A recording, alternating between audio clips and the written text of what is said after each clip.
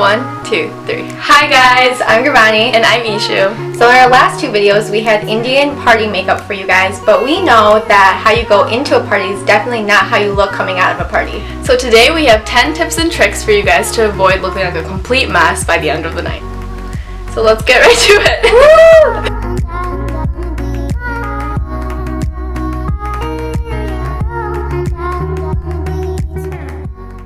So our first tip is going to be how to make your lipstick last all night.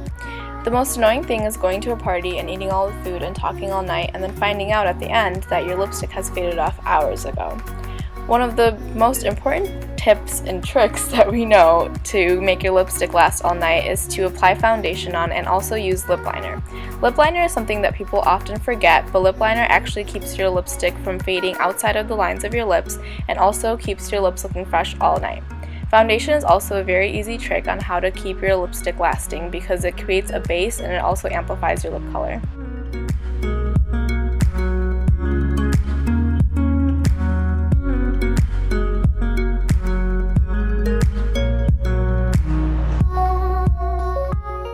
So our second tip is how to spice up your Indian outfits.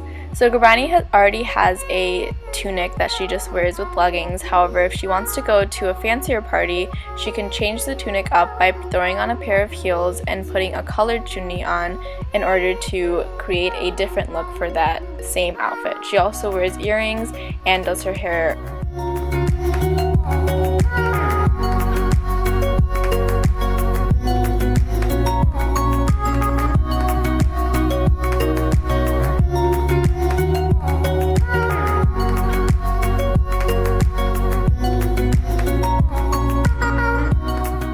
So in Leah's case, she has her full complete salwar with the pants, shirt, and chunni all together, but she's worn this a couple times. So to change it up, what she did was she actually just took a shirt from Forever 21 and just a long shirt, and then she put on a different chunni with it that kind of complemented the colors, and she created a whole different outfit just from a shirt from Forever 21. So this is definitely a great tip for you guys who want to change up their wardrobe just a little bit and have some different outfits to wear.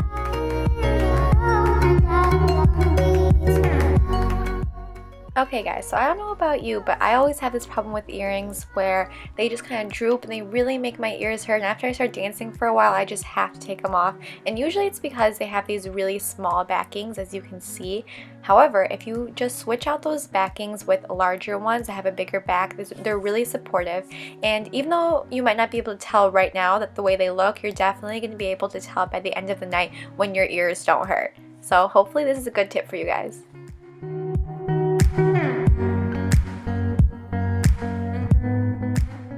Okay, my next tip is for all the girls who sweat while they dance, and let's admit this is pretty much everyone.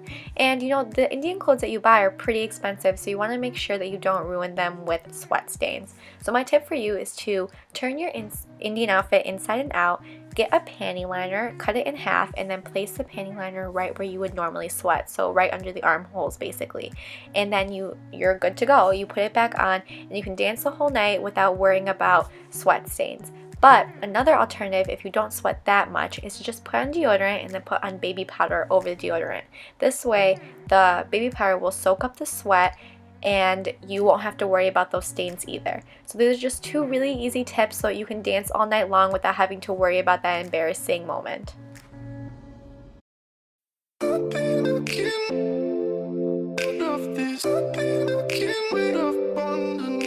Our next tip is one of our personal favorites, and it's how to survive on the dance floor with high heels. Dancing is a big part of Indian parties, but it's really disgusting when you come home with the bottoms of your feet black from all the soot on the dance floor. So one of the best tricks is to tape your third and fourth toes together on both feet to prevent the nerve that is split between those two toes from being strained all night.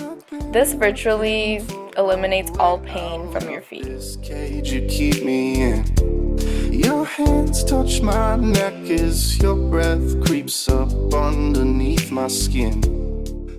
Okay, so I don't know about you guys, but I have a lot of hair, and just putting on a rubber band when I do my updos and dancing the whole night really doesn't work for me. It ends up falling out and it ends up pretty much looking like this. If your chick come close to me, she ain't going home when she supposed to be. I'm getting money like I'm supposed to be. And I can't fight that grip on. Okay, so a quick fix for you guys for when you do an up to so that you can dance the entire night and go hard on the dance floor without worrying about it is to use these big bobby pins. And basically these big bobby pins you can get from like Sally Hansen beauty store. That's usually where I get them from, and they're pretty inexpensive and they're just a lot bigger and sturdier bobby pins.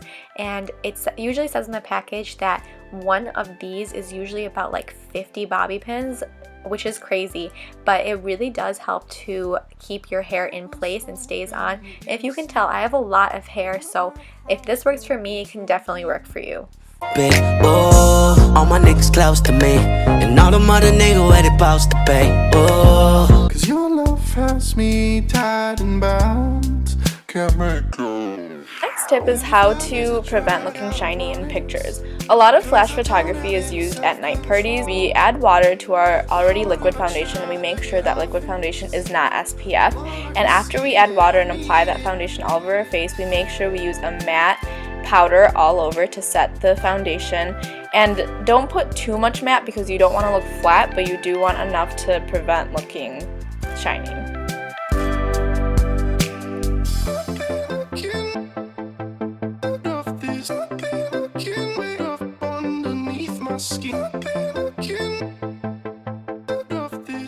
So if you're like me, then you go hard on the dance floor. And unfortunately, when I go too hard on the dance floor, I produce a sweat line on my hairline. So in order to prevent this from happening, I actually apply dry shampoo on my hair, on my scalp before I leave the house. And what this does is the dry shampoo absorbs all the sweat and all the oils that my skin secretes when I'm dancing too hard, and it prevents my hair from getting greasy. So when I come home, I don't look like I just took a dip in a pool. that's how I'm supposed to be. Yeah, that's how I'm supposed to be. Can't break free from the whole pain. Throw away. Okay, so who doesn't take pictures during parties? So my tip for you guys is to use these whitening strips. And you don't need to go out and buy like the $50 ones from Crest or anything. I literally just got the Rite Aid brand ones and they work just as well.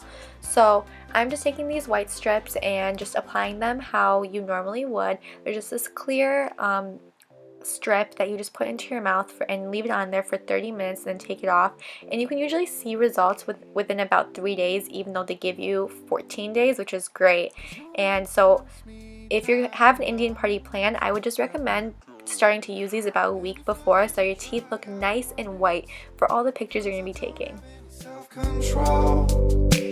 The harder I try to get off it, the more I can see that I need it. So our last tip is about henna. Henna is a very popular topic right now, and many people want to know how to keep your henna dark. One of the best ways is to get good quality henna, and henna has to come in a cone for it to be good quality rather than in a tube, because tubes usually have more chemicals than the cone henna. Henna also only lasts about 3 days, so keeping it in the fridge is a good tip on how to make it long lasting for more use in the future. In order to keep the henna lasting on your hand, however, we usually recommend to apply lemon juice on top. Lemon juice, the properties in lemon juice actually help the henna become darker, and obviously on Gurbani's skin it's going to be a lot darker than on my skin, but on both of our skin tones the henna actually ends up a lot darker than it would without the lemon juice.